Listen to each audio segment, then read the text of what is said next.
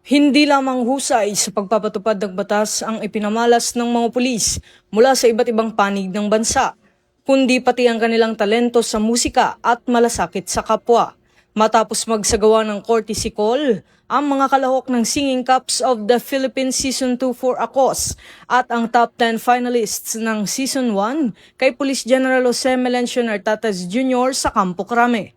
Kasama sa nasabing pagbisita, ang PNP-OLC Foundation Incorporated sa pangunguna ni Mrs. Mary Rose Nartates na aktibong katuwang ng Philippine National Police sa pagsuporta sa kapakanan ng mga pulis na dumaranas ng cancer at iba pang malulubang karamdaman.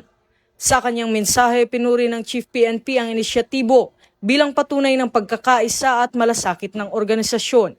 Ang Singing Cups of the Philippines Season 2 for ACOS ay muling magbubukas ng entablado para sa 19 na finalists mula sa iba't ibang police regional offices na magtatagisan ng galing sa pag-awit.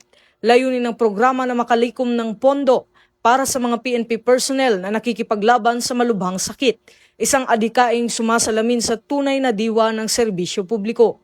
Samantala, isinagawa rin ang ceremonial turnover ng flu vaccines mula sa PNP-OLC Foundation Incorporated patungo sa PNP Health Service sa pangunguna ni na Mrs. Mary Rose Nartates at Police Brigadier General Portia Manala, Director ng Health Service.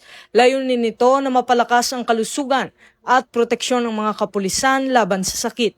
Dito rin ay hinarana ng Singing Cups of the Philippines ang mga benepisyaryo na nagbigay ng ngiti, saya at inspirasyon. Hindi lamang ito nagtapos ang kanilang advokasya sapagkat personal ding binisita ng foundation ang mga pasyente sa ospital kung saan namahagi sila ng munting regalo sa mga benepisyaryo. Isang simpleng hakbang na nagdulot ng ngiti at pag-asa sa kanilang kalagayan.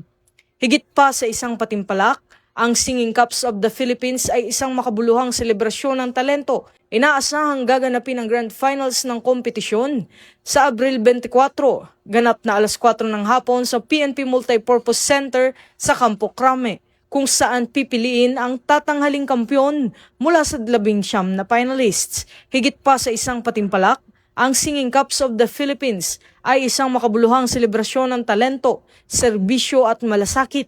Isang paalala na sa likod ng uniforme ay may mga pusong handang umalalay at magbigay pag-asa sa kapwa.